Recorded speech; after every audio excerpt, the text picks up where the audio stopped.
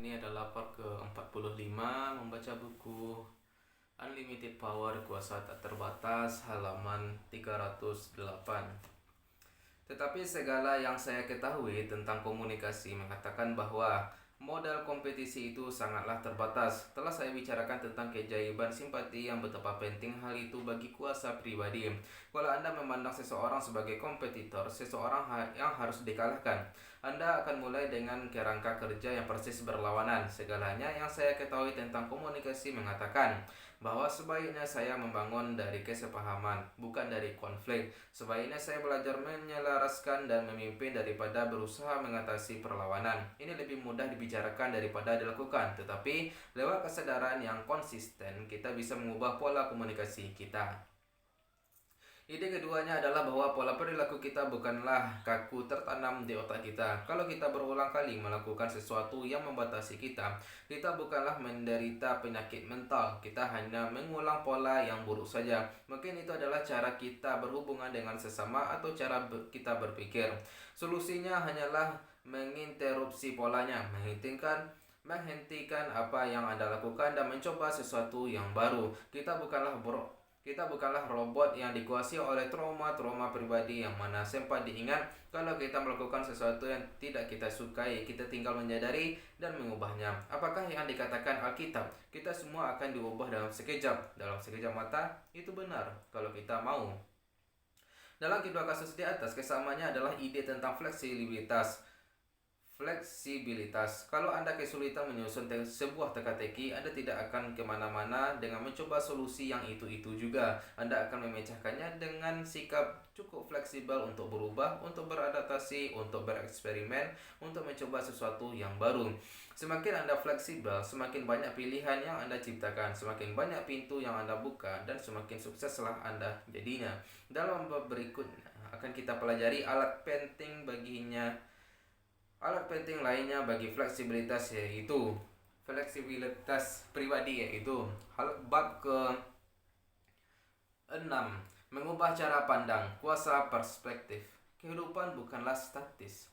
Orang yang tidak mengubah pikirannya hanyalah mereka-mereka yang tidak kompeten di rumah sakit gila, yang memang tidak mampu mengubah pikirannya, serta mereka-mereka yang sudah di liang kubur. Everett Dirksen.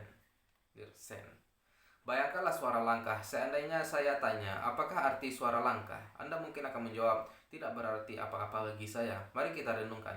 Seandainya Anda berjalan di jalanan yang ramai, demikian banyak langkah itu sehingga Anda bahkan tidak mendengar suaranya.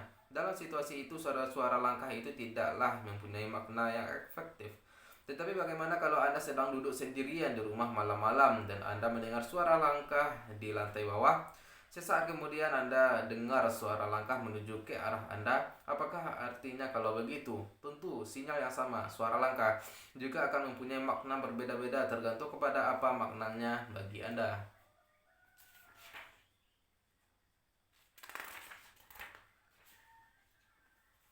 Dulu dalam situasi serupa, pengalaman Anda di masa lalu bisa memberi Anda konteks bagi sinyal tersebut dan oleh karenanya menentukan apakah itu membuat Anda rileks atau malah ketakutan.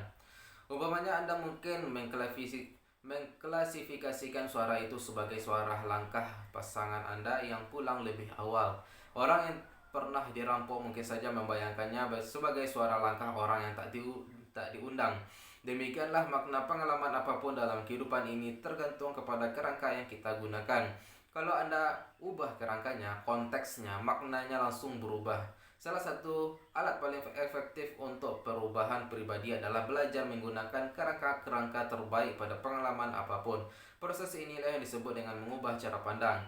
Pada selembar kertas, gambarkanlah gambar di bawah ini. Apakah yang Anda lihat?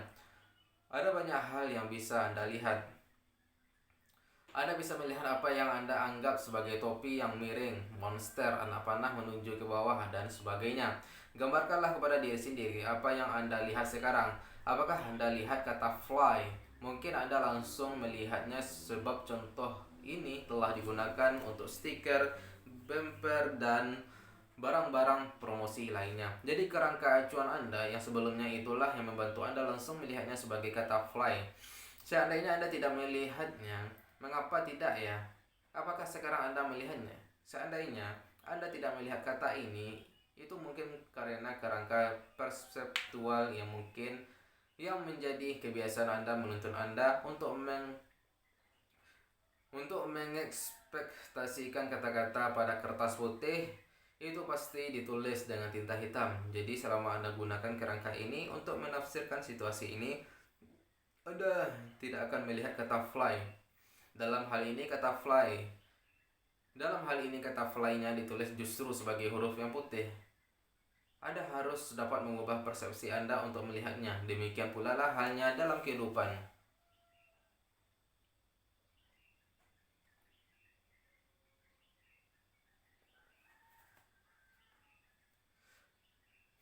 Gambar A, gambar B.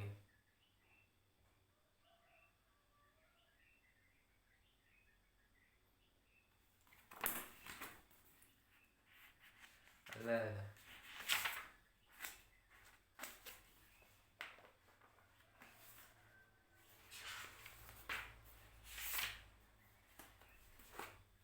Ini.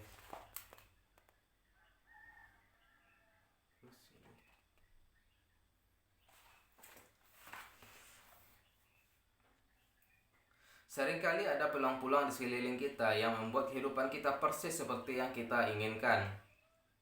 Kita angankan. Ada cara-cara untuk melihat masalah-masalah terbesar kita sebagai justru peluang terbesar kita. Kalau saja kita bisa keluar dari pola persepsi kita yang sudah terlatih, kembali seperti yang telah berulang kali kita bahas dalam buku ini, tidak ada di dunia ini yang secara hakiki mengandung makna. Bagaimana perasaan kita tentang sesuatu dan apa yang kita perbuat di dunia ini adalah tergantung kepada persepsi kita tentang itu. Sebuah sinyal itu bermakna hanya dalam kerangka atau konteks di mana kita mempersepsikannya. Kemalangan adalah suatu sudut pandang. Sakit kepala Anda mungkin saja terasa baik bagi orang pramuniaga aspirin. Manusia cenderung melekatkan makna-makna spesifik kepada pengalaman. Kita mengatakan ini terjadi, maka ini berarti bahwa padahal mungkin saja ada tak terhitung banyaknya cara untuk menafsirkan pengalaman yang manapun. Kita cenderung memandang segalanya berdasarkan bagaimana kita pernah mempersepsikannya di masa lalu. Seringkali dengan mengubah pola-pola persepsi yang sudah menjadi kebiasaan ini, kita bisa menciptakan pilihan-pilihan yang lebih besar bagi kehidupan kita. Penting diingat bahwa persepsi itu kreatif. Artinya, kalau kita persepsikan sesuatu sebagai kekurangan, pesan itulah yang kita sampaikan ke otak kita. Maka otak kita menghasilkan kondisi-kondisi yang menjadikannya kenyataan. Kalau kita ubah kerangka acuan kita dengan memandang situasi yang sama dari sudut pandang yang berbeda, kita bisa mengubah respon kita dalam kehidupan. Kita bisa mengubah representasi atau persepsi kita tentang apapun dan dalam sesaat mengubah kondisi-kondisi dan perilaku-perilaku kita. Inilah yang dimaksud dengan mengubah cara pandang. Ingatlah, kita tidak melihat dunia apa adanya karena bagaimana segalanya adanya itu bisa ditafsirkan dari banyak sudut pandang. Bagaimana kita adanya, kerangka acuan kita, peta kita, mendefinisikan wilayahnya. Umpamanya, lihatlah gambar A. Apakah yang Anda lihat? Tentu Anda melihat wajah orang wanita yang tua buruk rupanya. Lihatlah gambar B. Seperti yang bisa Anda lihat, ini adalah gambar dari wanita tua buruk rupanya yang serupa dengan dagunya terbenam di jubah bulunya. Lihatlah dengan seksama dan cobalah mencari tahu wanita tua seperti apa dia itu. Apakah ia senang atau sedih? Apakah ia sedang dipikirkannya menurut Anda? Tetapi ada sesuatu yang menarik tentang wanita tua ini. Artis yang mengklaim bahwa itu adalah gambar putrinya yang cantik. Kalau Anda ubah kerangka acuan Anda, seharusnya Anda bisa melihat wanita muda cantik ini. Begini hidung wanita tua itu menjadi dagu dan garis rahang wajah wanita muda itu. Mata kiri wanita tua itu menjadi telinga kiri wanita muda itu. Mulut wanita tua itu menjadi kalung di sekeliling leher wanita muda itu. Kalau Anda masih juga kesulitan, akan saya beri Anda gambar yang akan membantu Anda. Lihatlah gambar C. Oh, so.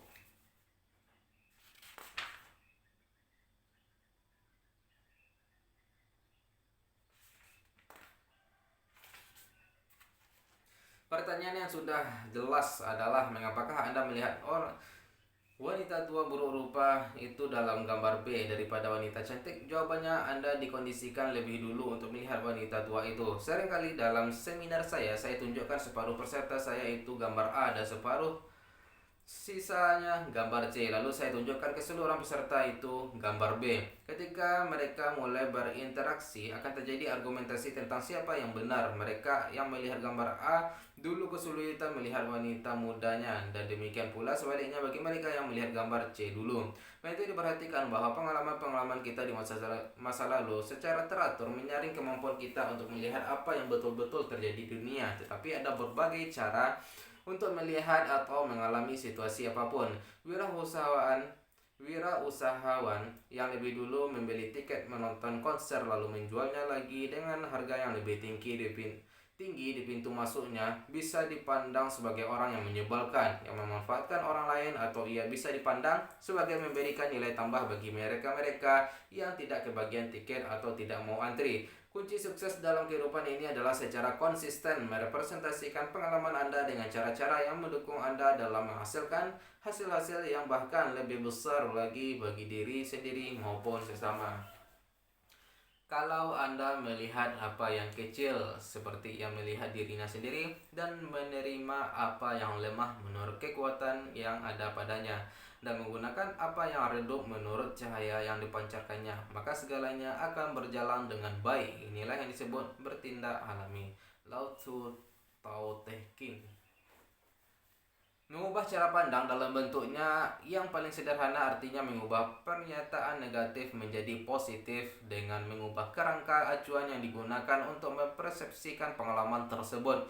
Ada dua jenis mengubah cara pandang atau cara-cara untuk mengubah persepsi kita tentang sesuatu, mengubah konteksnya atau mengubah isinya. Keduanya sama-sama mengubah representasi internal Anda dengan memecahkan kepedihan atau konflik internal sehingga Anda memasuki kondisi yang lebih berakal budi. Mengubah konteks artinya mengambil suatu pengalaman yang tampaknya buruk, mengecewakan atau tidak diinginkan, dan menunjukkan bagaimana perilaku atau pengalaman yang sama itu sebetulnya merupakan keuntungan besar dalam konteks yang berbeda.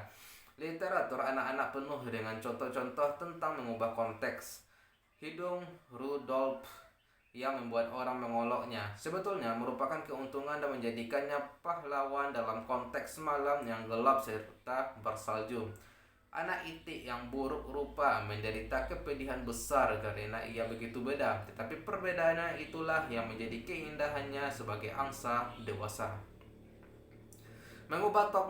Mengubah konteks ini sangat berharga dalam bisnis. Mitra kami yang cenderung tidak mencocokkan itu sungguh mengecewakan hingga kami sadar setelah proses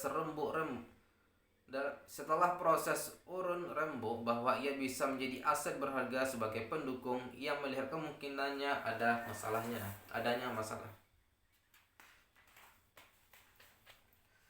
Inovasi besar dibuat oleh mereka yang tahu bagaimana caranya mengubah cara pandang terhadap kegiatan dan masalah menjadi sumber-sumber daya potensial dalam konteks lain. Umpamanya minyak pernah dianggap sebagai sesuatu yang merusak nilai lahan untuk panen.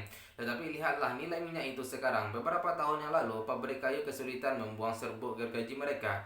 Seseorang mengambil serbuk kayu itu dan memutuskan untuk menggunakannya dalam konteks yang berbeda. Ia rekatkan semua serbuk gergaji itu dengan lem dan cairan geretan dan menciptakan sesuatu yang disebut Prestolox. Setelah menandatangani kontrak untuk mengambil semua serbuk gergaji yang tiada berharga itu dari pabrik-pabrik tersebut, dalam waktu 2 tahun ia sudah mengembangkan bisnis multi-jutaan dolar dengan sumber daya utamanya cuma-cuma.